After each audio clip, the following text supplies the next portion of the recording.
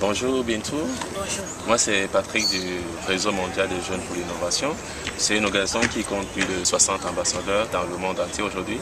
Et notre mission c'est, nous voulons apprendre à la jeunesse africaine et puis à la jeunesse mondiale aussi qu'on peut entreprendre. L'entrepreneuriat, c'est pas pour les riches, c'est avoir la bonne idée. C'est pour ça que nos 4 valeurs, sont basées sur le leadership, l'entrepreneuriat, l'agribusiness et puis l'innovation. Nous voulons vraiment montrer aux jeunes qu'on peut innover encore partout dans le monde et puis on peut se faire de l'argent avec ça.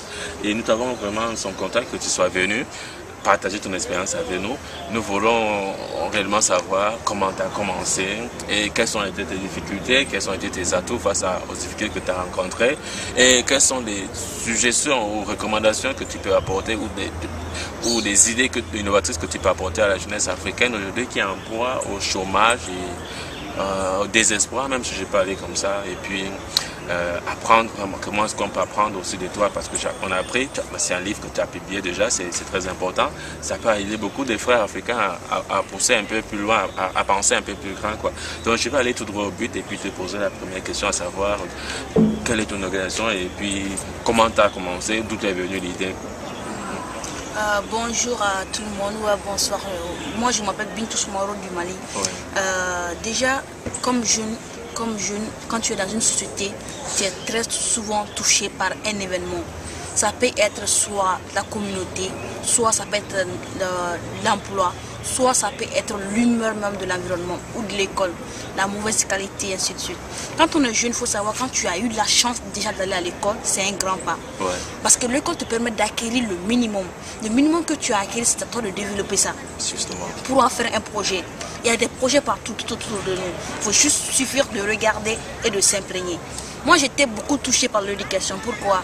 Nous avons constaté que en Afrique, il y a de l'éducation, mais il n'y en a pas de la bonne qualité. Ouais. Et nous qui avons eu la chance d'aller à l'école, c'est super bien. Mais maintenant, ceux qui sont derrière nous, ceux qui sont à venir, ouais, qu'est-ce qu'on va faire pour eux? Nous qui avons déjà eu la chance de réfléchir à cela, c'est déjà un bon point. Donc notre organisation a voulu, c'est un groupe d'abord de jeunes femmes, des jeunes femmes venues de un peu de quartier de Bamako. Elles sont très différentes. Il y en a qui ont été très loin à l'école, il y en a qui n'ont pas eu la chance de continuer. Mais nous avons la même conviction, c'était quoi? De défendre une cause. Le droit à l'éducation, pas seulement à l'éducation, mais la meilleure qualité de l'éducation. Okay. Donc nous avons créé notre organisation qui, après non seulement quelques mois, a eu la chance de créer un partenariat avec d'autres jeunes américaines qui avaient les mêmes soucis. C'est parce qu'au début, les débuts de l'organisation aux États-Unis, c'était des jeunes femmes qui parmi, il y avait d'origine africaine, ouais, qui venaient du Mali. Elles ont dit, c'est vrai, dans mon pays, il y a tel problème, est-ce qu'on peut prendre contact avec des jeunes pour organiser une activité? Donc on a pris ça en contact. On a pris un contact avec les Américaines. Très vite, les choses ont marché. Au début, pour un début, on les envoyait les bijoux africains. Parce que les Européens sont très attirés par tout ce qui vient de l'Afrique. Des bracelets, et des bijoux. Et ils vendaient là-bas, ils nous envoyaient de l'argent. Parce que notre organisation, il faut savoir que c'est une organisation à but non lucratif. Okay. Parce qu'on est là volontairement, bénévolement. Parce ouais, qu'on est là on sait pourquoi on est là. Ouais. Dans une organisation, quand tu n'es pas engagé à 100%, tu ne peux pas aller. Parce que tout de suite, là, tu rentres dans une chose, tu veux être millionnaire, milliardaire. C'est impossible. Il faut qu'on soit réaliste sur les jeunes. Ouais. Ceux qui ont eu des millions, ils ont passé 20 ans, 30 ans à chercher. Donc les choses ne sont pas du ciel. Donc on a commencé à vendre des bijoux, ils nous envoyaient de l'argent et l'argent contribuait à envoyer des enfants à l'école. Il y a une communauté, il y a 3 villages au Mali qui bénéficient de notre bourse maintenant. Bon, dans ces communautés-là, nous avons un agent spécial qui essaie de cibler les personnes les plus pauvres.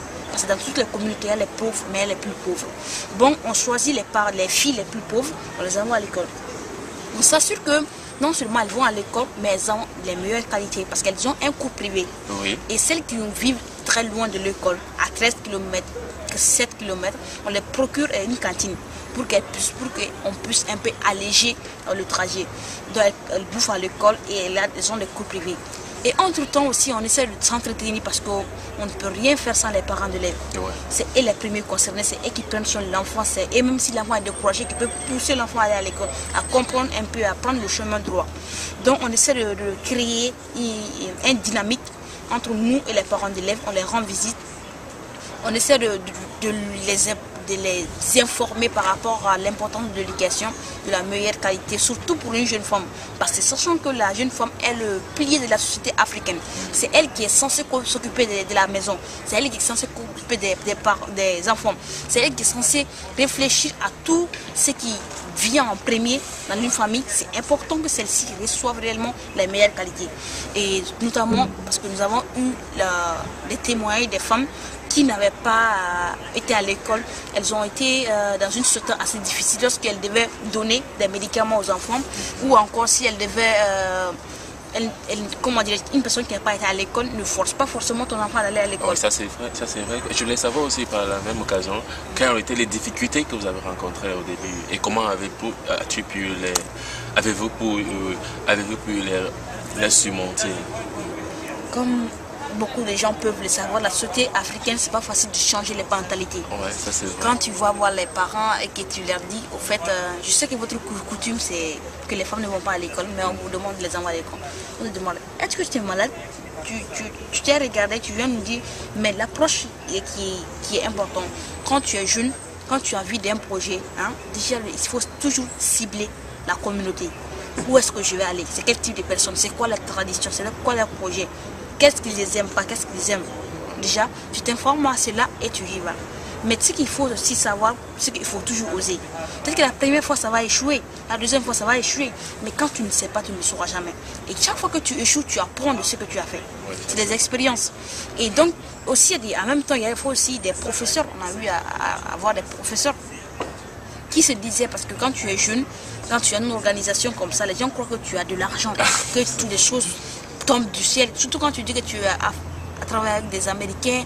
Mais c'est pas ça. On a dit que franchement, nous, on veut aider les gens, on veut aider la population parce qu'on est convaincu que si chacun s'y met, ça pourra changer. On dit non, on veut tel nombre pour le cours privé, on veut tel argent, tel argent. On a bien expliqué, franchement, c'est pas facile. Parce qu'on a été obligé d'animer même des émissions radiophoniques pour sensibiliser les gens au cela. On était obligé de parfois même d'augmenter un petit peu, je ne dirais pas d'augmenter parce qu'on a ajouté juste 1000 francs CFA sur les prix. Et il y en a qui ont accepté, mais il y en a qui ont carrément arrêté. Quand on rencontre ce genre de difficultés, parce que quand tu essaies de faire une approche, tu sensibilises les gens, si ça ne passe pas, tu prends une autre approche. Si ça ne passe pas, réellement parce que les gens ne sont pas les mêmes, tu les laisses le temps de réfléchir. Présentement, nous sommes en train de laisser le temps aux professeurs, parce que c'est là où vous donnez vos cours, c'est déjà une communauté très très sensible, c'est-à-dire c'est une communauté très pauvre. Ouais. L'éducation n'y est pas, nous on essaie d'apporter notre pain, notre pierre à l'édifice, et si vous ne voyez pas ça, c'est qu'il y a réellement un problème. C'est que le gouvernement a un problème. C'est que la population a un problème. Parce qu'il ne faut pas voir l'objectif, ce n'est pas de l'argent. L'objectif, c'est que la population puisse avancer. Parce qu'on est en train de tâtonner il y a longtemps. On tâtonne parce que chacun veut gagner tout de suite maintenant. Chacun veut être tous les jours, tout de suite millionnaire.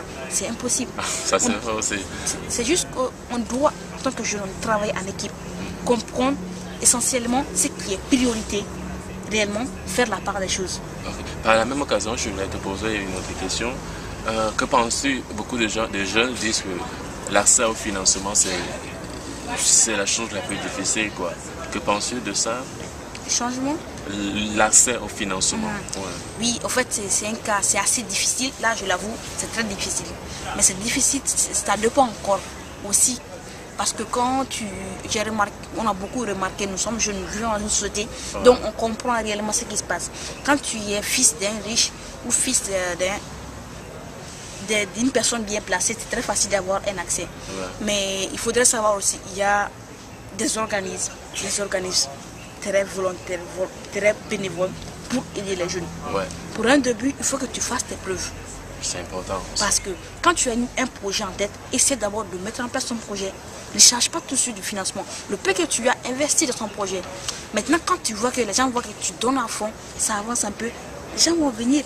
Et si toi, tu n'as rien fait, c'est difficile de faire confiance. Parce que la jeunesse, il y a un moment, la jeunesse, quand tu leur donnes un financement, ils prennent l'argent chacun, ils vont aller en Europe, un truc comme ça, tu vois, ils disparaissent de là. Ouais. Donc, la jeunesse même a fait en sorte que les gens perdent confiance en eux. Ça, c'est très important aussi. Donc, c'est à nous de récupérer cette confiance-là. Fais ton projet, mets-toi en place. Même le petit que tu as, un 500 francs, tu as un petit projet, lance-toi avec ce que tu as. donne-toi à fond.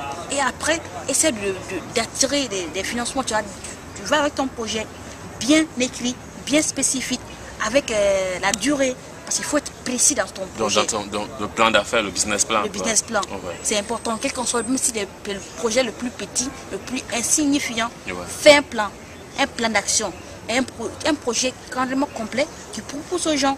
Peut-être que ça va prendre du temps. Peut-être qu'au début, tu ne seras pas satisfait. Mais il faut oser. Il faut donner, il faut donner, il faut donner. Et j'en suis sûr, si tu donnes, tu vas toujours recevoir. Ça, c'est parfait, quoi. Donc, ce que tu nous conseilles, il faut d'abord qu'on commence, quoi. Il faut d'abord commencer une affaire, ne parler directement, demander les financements sur une échelle de 0, quoi, pour que les investisseurs aient plus confiance à nous. Je suis vraiment très content de ça. Je veux aussi que tu nous présentes ton livre. Je l'ai beaucoup aimé, comment changer le monde par l'éducation. Et ici, on voit, il y a des belles images, une coopération africaine et américaine. En même temps, c'est vraiment édifiant, quoi. Je ne sais pas si tu, en quelques secondes, nous dis concrètement qu'est-ce qu'on peut lire là-dedans, qu'est-ce qu'on peut gagner en lisant ton livre. Il est en français et en anglais, c'est ça? Ouais. Ouais, c'est un guide d'action, comme on aime si bien le dire dans notre organisation. Ouais. C'est un petit livre pour permettre aux jeunes de comprendre l'entrepreneuriat, de comprendre ce qui se passe dans la société. Nous avons eu la chance, vraiment, nous sommes vraiment chanceux de rencontrer des gens comme toi qui comprennent aussi avec nous que la société a besoin de nous. Donc réellement, si nous qui avons eu la chance de comprendre ça, si on pouvait partager ça, passer l'information pour que chacun puisse entreprendre, pour que chacun puisse essayer dans son petit milieu, dans sa petite communauté, essayer de cibler un domaine d'action, essayer de réfléchir sur ça. Qu'est-ce que la communauté a besoin, hein? C'est juste un livre pour la jeunesse, pour permettre d'être guidé. Comme je l'ai ciblé, c'est un guide d'action. Tu peux t'inspirer, faire ton propre projet, tu peux t'inspirer, construire le même réseau que nous avons. Ou tu penses qu'il y a un problème qui est plus important dans ta société, qui n'est pas l'éducation, essaie de t'y lancer. C'est-à-dire, c'est un guide qui permet d'actualiser tes connaissances en fonction de la zone où tu te trouves, quoi. Parce que la situation au Mali, c'est pas la même chose en Afrique du Nord ou en Afrique du Sud, quoi. On te remercie vraiment d'avoir pris du temps et pour écrire un livre, c'est pas facile en français, en anglais. On peut le trouver sur le site schoolgirlunite.org. La dernière question, Bintou, que je voulais te poser, et c'est qu'est-ce que tu proposes à la jeunesse africaine concrètement? Tu fais quelque chose d'excellent, c'est le travail que tu fais vraiment excellent. Qu'est-ce que tu proposes aux autres jeunes qui sont en proie au chômage, qui désespèrent même en fait, qui ne rêvent plus? Qu'est-ce que tu les proposes concrètement pour les années à venir? Je les propose déjà de prendre conscience de ce qui se passe dans le monde. De prendre conscience que jamais, quoi que tu fasses ou que tu sois, tu n'es jamais seul. Prendre l'initiative en toi, prends la force qui est en toi. Quand on est jeune, on a tellement de pouvoir, d'énergie. Donc ne le dépensons pas à aller en boîte, ne dépensons pas à ne faire que vivre avec les autres. Vivons pour les autres. Comme on le dit si bien, la personne humaine est la plus précieuse des richesses. Et que quand tu sors de l'humanité, est l'œuvre la plus noble d'une vie. Essayez d'avoir une idée. Regarde dans le milieu, même si tu n'as pas d'emploi, même si tu n'as pas un accès à des ressources, c'est compréhensif, mais essaie de trouver un point de départ, c'est important. Quand tu as un point de départ, essaie de regrouper les gens avec toi. Tu penses que dans la communauté, il y a des gens qui peuvent être intéressés, approche-les, sensibilise-les. Même si ça va prendre du temps, c'est pas important. L'objectif, il faut toujours avoir un objectif. Dans 10 ans, il faut que je sois là-bas. Dans 30 ans, il faut que j'atteigne ça. C'est important quand on est jeune, il faut avoir des objectifs. Parce que quand on est jeune, on ne veut pas décevoir. Ça, c'est très important. Surtout quand tu te fais des promesses à toi-même. Parce que tu ne peux que blâmer toi-même. Si tu n'arrives pas à te tenir des promesses, à qui tu peux tenir des promesses? Donc, c'est très. Quand essaie de nous regrouper, essayons d'avoir. Ayons des idées créatives, créons des sites web pour promouvoir nos projets, essayons d'approcher les gens, sensibilisons la communauté, essayons, comme les Américains aiment dire, si bien le dire, spreading, dire tu passes l'information, il faut faire envoler, faire vivre aux gens ce que tu vis. Tu n'es jamais seul et tu ne le seras jamais. Dans ce volet-là, excusez-moi si je peux te demander, qu'est-ce que tu proposes concrètement à la jeunesse africaine face aux réseaux sociaux? Comment doit-elle l'utiliser? doit-on l'utiliser juste pour chatter, comme on le dit souvent, ou est-ce qu'on peut utiliser les réseaux sociaux pour faire du business, pour rencontrer d'autres mouvements qui font dans... Je ne sais pas, comment utilises-tu les réseaux sociaux pour promouvoir tes idées? Déjà, il faut dire que notre jeunesse est très chanceux d'avoir un tel réseau avec Twitter, Facebook. Auparavant, il y avait tout ça. Les gens étaient obligés de se déplacer des kilomètres, juste pour passer l'information. Donc, nous sommes très chanceux d'avoir cet outil qui est les nouvelles technologies, qui est Facebook, qui est Twitter et des choses, sites comme ça. Donc, ce que nous devons faire, ces sites-là, il faut savoir que ça a ses avantages et ses inconvénients. Donc, toi, en tant que jeune, tu sais que tu as un moyen d'atteindre le monde entier en un clin d'œil. C'est ça. Tu as un moyen, être chez toi, d'atteindre le monde entier. Donc, ça doit être un outil utilisé vraiment à bon escient. Comment cela s'est fait-il? Notre organisation a, par exemple, 3 sites. C'est bizarre, mais nous avons 3 sites. Et nous avons un site spécial qui s'appelle le jour de la jeune fille. C'est-à-dire, c'est un jour spécialement où on va célébrer la jeune fille.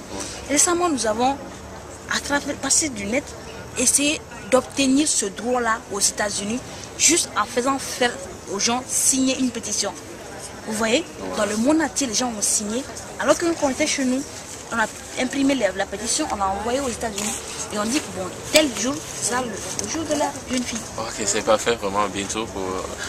Nous te remercions vraiment d'avoir eu du temps pour cette interview. Nous remercions aussi Pichard, qui est l'organisation qui nous a permis de nous rencontrer ici à Rio de Janeiro. Et nous espérons vraiment continuer notre coopération et travailler toujours pour la jeunesse africaine et mondiale en général. Vraiment, merci encore une fois de plus d'avoir consacré ton temps et de ton énergie pour partager tes idées avec les autres. Merci une fois de plus. Merci à vous. Merci.